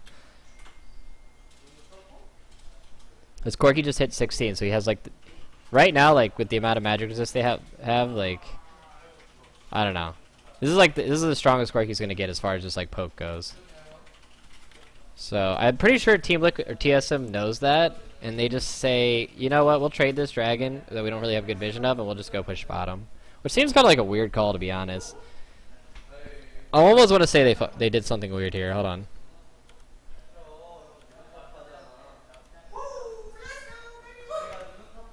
Alright, so, so Team Liquid does a smart thing, right? They have Dominate and Phoenix off here on the side, and they have Corki and the rest of the team up here. So what this does is it makes it to where if everybody comes from one side on Team Liquid, Bjergsen will just put his ball in this pit, or like in this tiny little choke here, and it'll just control this whole choke while TSM gets Dragon. But because they're coming from this other position, and they also don't really know 100% where Nautilus is, then TSM has to back off, because you can't control both chokes with the Ori ball. Because Ori is like all of your range right now. Meanwhile, like Phoenix has really good range, and they have Corki with really good range over here. So they know they can't control that, and they know Bjergsen's low mana.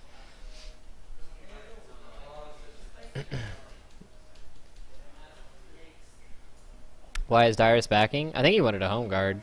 Wait, no, he doesn't even have home guard. Maybe he had something he wanted to buy. Let's see what he bought when he backed. Dyrus bought... What'd he buy? Dyrus bought... He bought... a giant spell. And an upgraded... I don't know if he had that warding trinket or not before, but whatever. That's fine, he got the giant spell. I mean, if you think about it, Dyrus should have just fucking pushed this wave in, I think. Like, fuck the giant spell. If you get a call that you're not gonna fight, leave Dyrus top, and then just, like, send him to go push that turret in. And, like, make sure that... you have to absolutely make sure this wave hits the turret. So this is so weird. Like, look where Dyrus is coming from. Like, he's, like, running... So Dyrus, like, ran all the way down here, and then he just fucking ends up TPing anyway. So, like... Why the fuck did you have him leave the top lane to begin with? Like,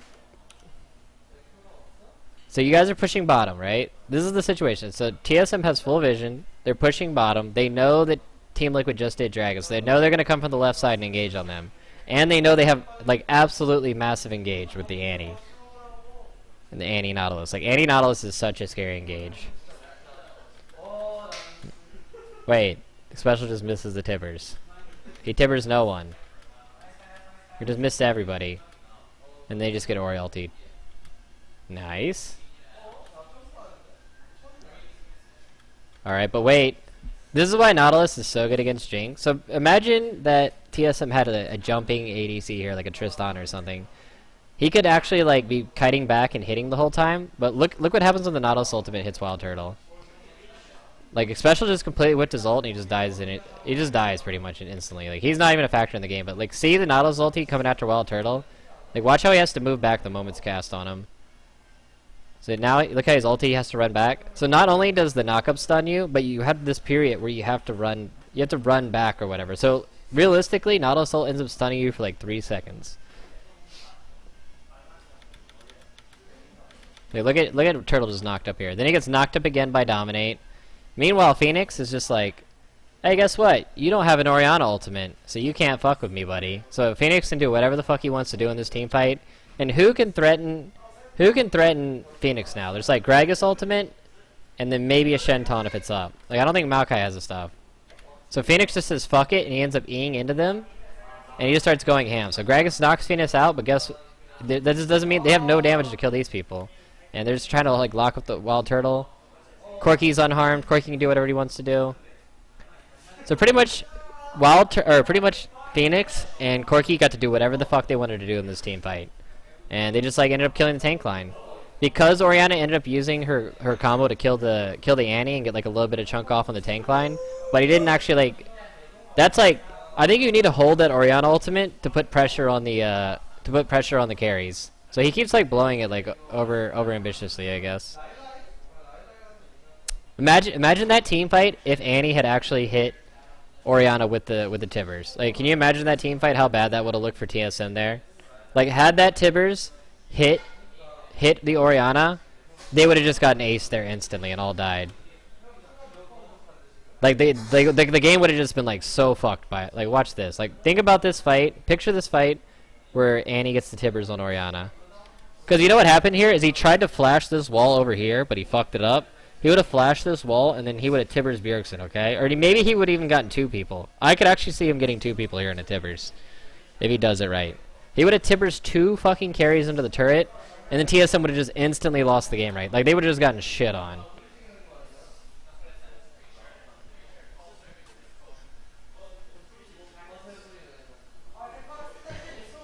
But he whiffs it, so TSM actually ended up coming out. They end up coming out favorably in that. Because Annie literally did nothing in that team fight outside of give them 300 gold. That shit's hilarious.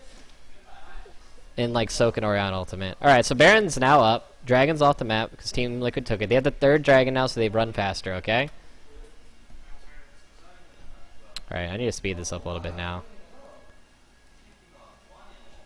Alright, so Team Liquid and TSM are just going to start contesting for this Baron. This bot wave is going to be pushing in for Team Liquid, and then this top wave is going to pile, like, massively. So now Team Liquid's just saying that, hey, like, let's wait for these waves to pile, and then we're just going to keep pushing mid and then rotating into Baron over and over again. And eventually, one of these waves will start to hit one of these turrets, and that's when Team Liquid's going to make their play.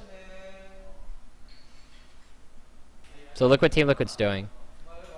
Oh wait, they just don't do this at all. They end up trying to cheese the Baron. I mean, maybe this could have worked, but I like my play better because you know what? Like Team Liquid's play could have worked, but the play I just said is like so much more safe. Cause see how this wave's piling in here and this wave's piling in? Like you can just control the vision and make the play once this wave hits, and then you can just like it's just so much of a safer play to do. But instead, guess who just soaks this whole farm up and they don't get punished for it? Like Orianna. Like Orianna, what was her CS before that shit? Yeah, dude, she just got like 15 CS or some shit up there. Like that's so much farm to give to Orianna. That's stupid. Fuck that, dude. They should have punished them on the waves, but they didn't do that. So that was kind of a mistake from Team Liquid. They went for like I don't like going for that Baron. Like that Baron could have worked. It honestly could have worked. Yeah, the bot wave is the bot wave is pushing in for Team Liquid, but it's pushing in really slow. Like it's pushing into Team Liquid, but the top wave is pushing for Team Liquid into them. So like they can use that top wave and just ride it in. Like they can push mid up, let the top wave ride in, and then just control the Baron while they go to hold those. And then they can just send Quas down there to catch the wave like he did. Like since his wave's pushing so slowly, he doesn't really care, and he can just go catch it whenever he wants to catch it.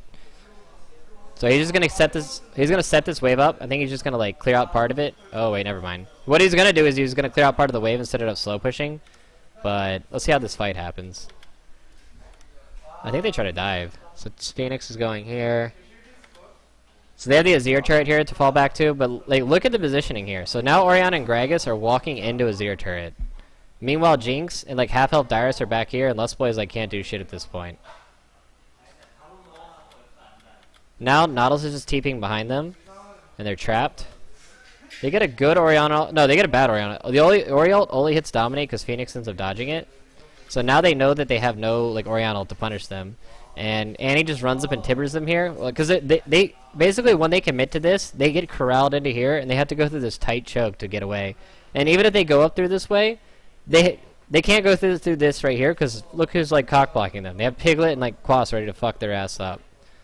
Alright, I'll slow it down, and I'll go back. Yeah, this is just like a poor positioning mistake by TSM because like look how they push up mid, and then look at the tight like bottleneck that they get corralled into.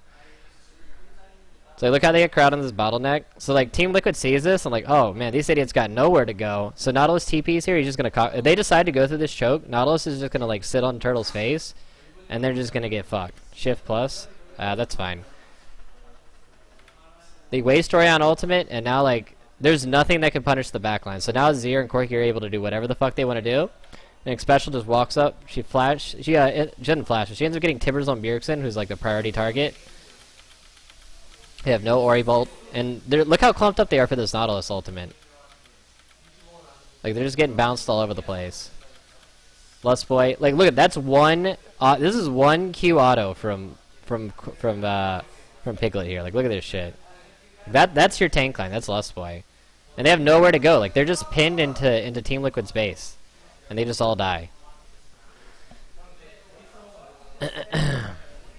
So that was just like bad fight setup by TSM there. Like I don't know. They should have played the minion waves. Like this top wave would have pushed into Team Liquid, and they could have just kept going like back and forth between mid and Baron, and like controlling it and like trying to make them come into a choke or something, which is kind of hard because they have Rek'Sai who's like really good at vision checking Baron and bushes. But I don't think that they should have committed to pushing into mid like that. That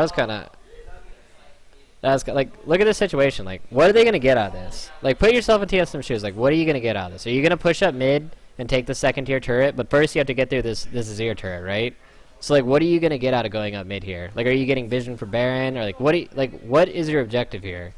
Like this push literally does nothing, and then they just get caught in like a really shitty situation. Like they can just get caught in this tight ass little choke, and they just get punished for it. Like they get punished for it super hard. I have grudges on TSM and CLG. I don't have grudges. I don't have grudges on anybody.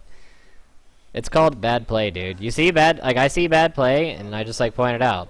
Like that's just what's happening here.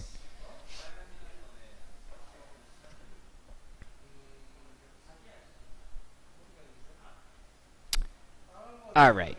Like, I also called, like, if you saw, like, what I did the earlier review, I also called out, like, when Team Liquid did the bad play and they gave up those early dragons, because that was really terrible on their part as well. Like, I have no bias towards any team. If I see a bad play, I'm just going to call it out. It's just, like, it's honestly just really terrible shot calling going on here from both teams.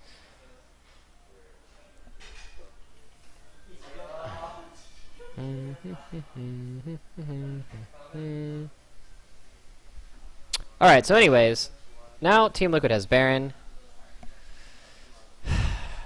And I've yet to see one situation in this. Remember what I was talking about before, how the Shen should be like pressuring with the Maokai? I've yet to see one situation where they've done that. They always just leave Maokai off on his own to do his own thing. And that's because they picked this fucking Jinx pick that can't do anything on her own. So they just like gimp their team fights super hard because they pick Shen with like you don't pick Shen to win team fights. Like Shen does not win team fights. You pick Shen to like, you play Shen like TF sorta, like where you split up the map and you like divide and conquer. Like, they just don't understand how to use the Shen pick at all. And it's really frustrating to see. Wait, why are they backing off here? So Dom's, so they don't have Smite, so they don't want to finish it, so Dom's back here. He wants to get the flank off. Like, getting a flank, honestly what Dom's doing here is fine, because he's really mobile and he's hard to catch, and he wants to push this wave in, and he wants, like, this wave to pile in. And then he wants to get a flank on the back line. And by being back here, he threatens the back line. See how when TSM sees Dom back here, they all back up, and they're like, fuck this shit. And that's because Dom's threatening their backline here. So that's like really good positioning by Dom. Like a lot of Rek'Sais are like, they're too stupid to understand how like good of a backline flanker he is. And they just like run into the front line and die. Alright, so they end up going into a Smite war for this. They have... Annie doesn't really want to engage on this. Look at the people who are moving up for Team Liquid. They have like Darius like Darius is purposely moving towards the Nautilus and the Annie because that's their engage. He's not really trying to like hard engage or do anything like that. He's just gonna walk up and zone them out. And then also they have Orianna Ball too. So if Ori moves up and then Darius like flash W's Phoenix and they get the Ori Ball off, like that could be pretty rough. See how he's trying to move up for it? And Phoenix knows that, so he's just like Quas is cock blocking him, and then Phoenix is just like railing Darius as he comes up, because he's killing the tank line. And then they just end up locking up Darius a little bit more. Shen ends up ulting him. That's one of the main, like, I'm pretty sure Darius would have died without that Shen ultimate. They would have gone harder. So Team Liquid's like, you know what, we don't really even care about that dragon anyways, even though we did get it. Like, that's not why we're here. Like, we're really here to like push with this bot wave. But see this big bot wave? Like, that's 2 cannon minions, and then you have another cannon minion coming in from behind here. So there's going to be 3 cannon minions that TSM has to hold.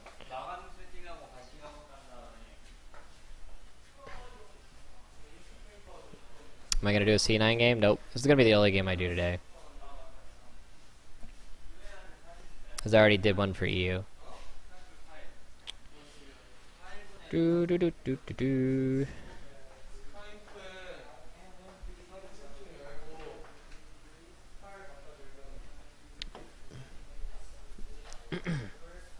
EDG versus OMG. Those games are just like straight stomps.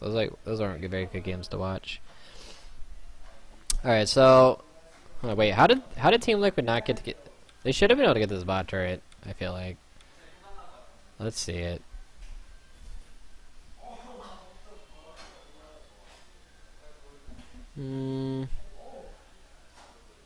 They just like let them clear out the wave. I guess they're scared of the engage.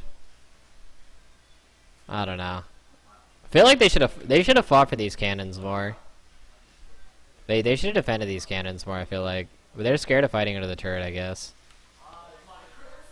No, they should have definitely defended the turrets more, or the cannons more here. Like, look at what these 2 cannons did to this turret. They pretty much like took the turret to half health, and you have a 3rd cannon coming in. Actually, no, I take that back. Their Baron is ending on this wave, so Team Liquid did the right thing. They took their red buff, and notice how they're taking all their jungle as they move through, and taking the blue buff. So they're just gonna move through TSM's jungle and deny them all the jungle. So this is the right play by TSM, or by Team Liquid.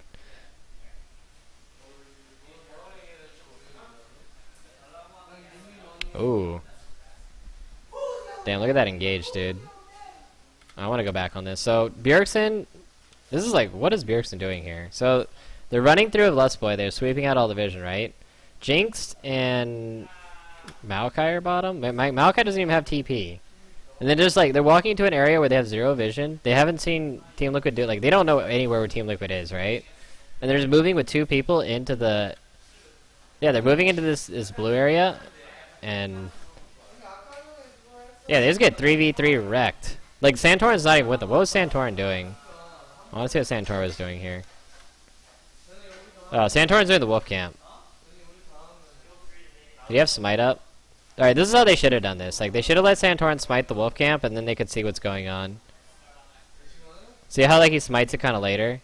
Like, Santorin's W is not even up, because he's busy doing the wolf camp. So they should have, like, gotten the wolf camp, gotten the vision, and then that would have gave them vision to see if they're in their side of the jungle. And then they could have, like, safely moved in there. Like, I feel like people don't really take advantage of wolf camp and Raptors enough. Like, Raptors, they sometimes take advantage of, but not fully. And wolf camp, I feel like people never take advantage of. Like, wolf camp can be like your saving grace sometimes. Now, like, Oriana's your main wave clear, and he's dead, right? Wait.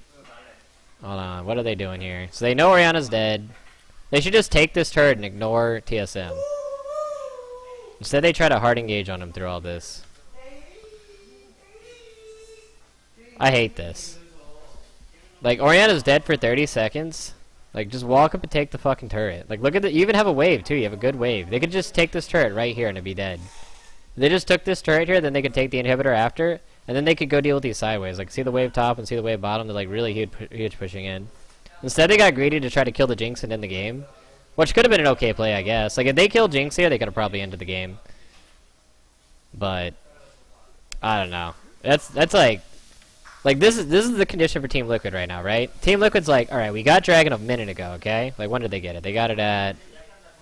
Team Liquid got Dragon at... Damn, they got it way long ago. So they got Dragon at, like, 39 minutes or some shit, right? So that means 45 minutes into the game, they have the win condition of 5 Dragons, okay? So they should just play it out safe, and then play it for the Dragon. Like, the Dragon is, like, guaranteed win, because the Dragon will come up at a roughly similar time to the Baron, and then you can just like get the Dragon and then just fucking like shit all over them for the Baron.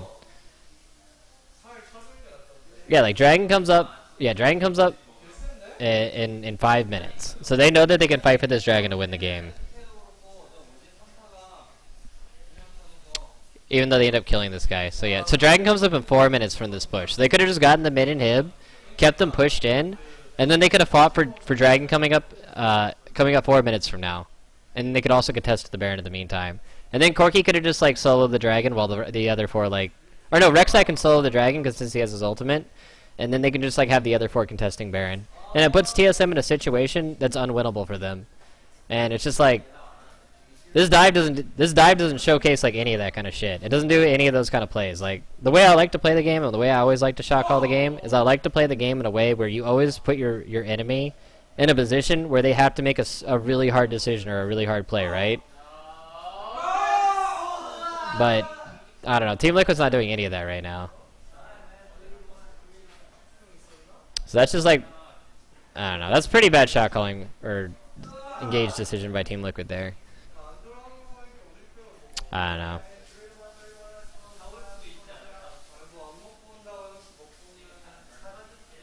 Alright, so TSM's gonna push down mid to punish that.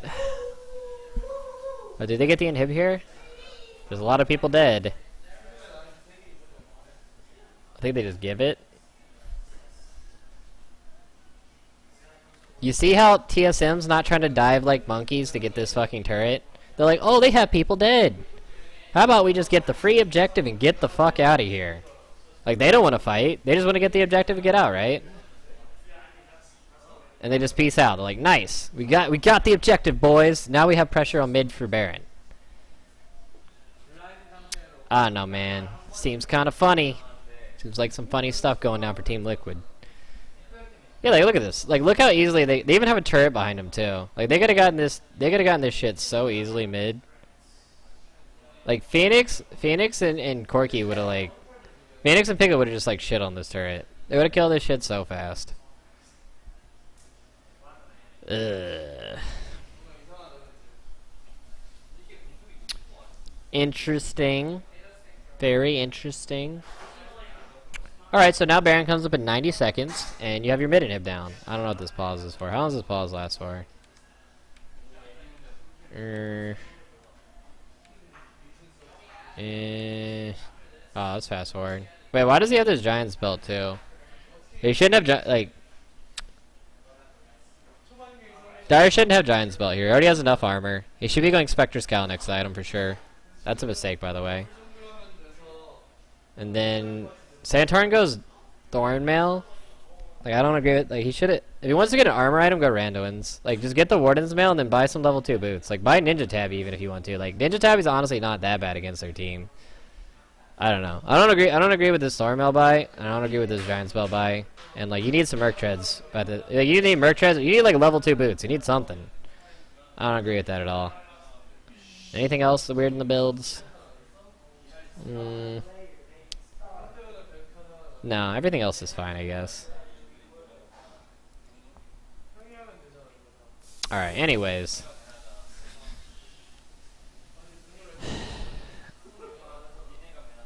That's true. That's true. You raise a very valid point. That's the Giant's belt that Darius bought to instead of taking top turret. You remember that? I'm glad that you brought that up. He bought that Giant's belt instead of taking top turret when they were going for the dragon. Oh dear.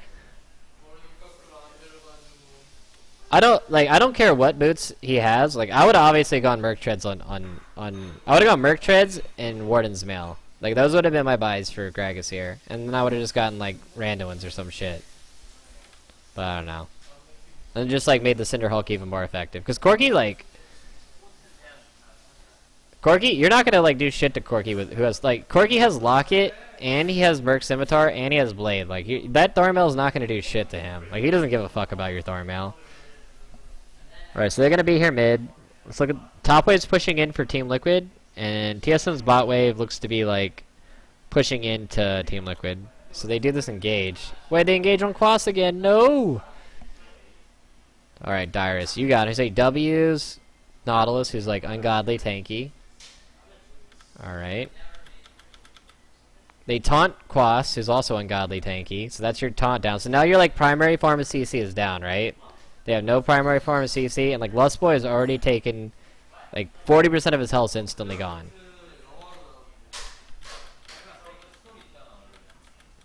Dominate's, like, beelining for Turtle. He's beelining because he knows that they've already used all the CC on the tank, right? So Annie and Dominate, or Special and Dominate are just like, you know what? They don't have any CC to fuck with us. Like, let's run in and just, like, shit on them. Alright, so Santor misses his body slam. I think he just misses everything here. Bjergsen gets a really good ultimate off. He just one-shot... Damn, he, like, shit on Nautilus. That was so much damage. Jesus Christ. And he also, like, wrecks Rek'Sai in this. That was a lot of damage out of Bjergsen. But it doesn't matter, because guess who's been... I want to see Phoenix during this... I want you guys to watch Phoenix and Piglet during this whole fight. Especially Phoenix. So, look where's Phoenix at? So, Phoenix is... He's, like, up here, right? He's put his soldiers down. He's hitting Darius this whole time. So now he's moving his soldiers over. So look at this play he goes on. This is Wild Turtle and Santorin. Boom, son. Like, look at this. Look at Wild Turtle, dude. This is Phoenix just, like, 1v3 up in these guys. Instantly kills, like, Turtle just, like, he's like, you're done, son. You're done. Like, you just get the fuck out of here. You're done. And that just leaves Dyrus to die to the Corki. And then now nobody can do shit to Phoenix. And this is why Azir is such a stupid fucking champion. Because he can just sit in the back line like this. And he can one-shot... He has the potential to one-shot your fucking carries here. And, yeah. Did they win the game off of this? Yeah, okay. I'm pretty sure they can just win the game off of this. Like, why do people keep giving Phoenix Azir? Like, I just don't... I don't get it, dude. Like, do you see the stuff he does on this champion? Do you see? Okay, so just win... You know what this goes back to? You know what this goes back to, man? And you know what? Hold on. You know what the difference between... Remember when I, like, said Fnatic wasted a ban... Or they wasted a ban on Fnatic's Olaf, right? Like, there's better bans in this game, right? What do you guys think they should have banned Hold on, let's do it. Let's hit up the straw poll here. Let's hit it up. Who should they have banned? Azir. Olaf. Chris, cause he too fucking loud.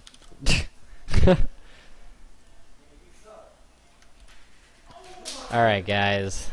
What should they have banned here?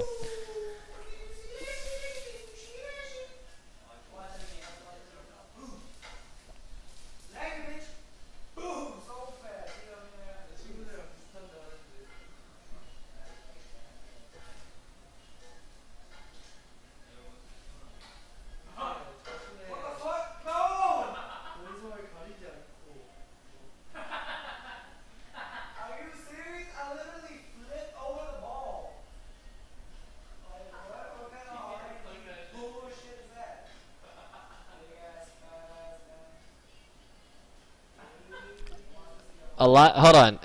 Wait, I can't believe people are still defending this ban. Like, I could sort of, like, maybe...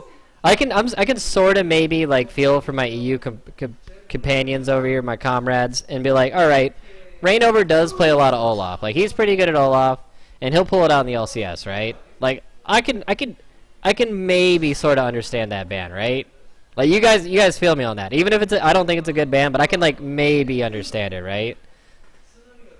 But you know what I don't understand? Like, have you seen what Phoenix... Like, hold up a second. Like,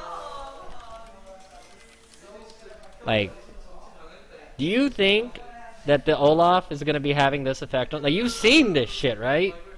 You've seen it. You're witnessing it right now. I don't give a fuck what happened in scrims.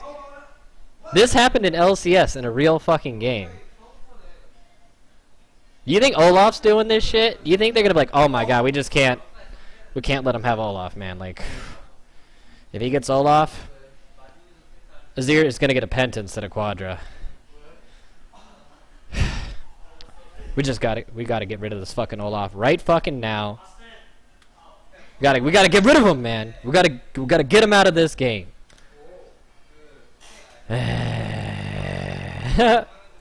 I can't do it. Anyways, I hope you guys enjoyed the VOD review. I'm done, man.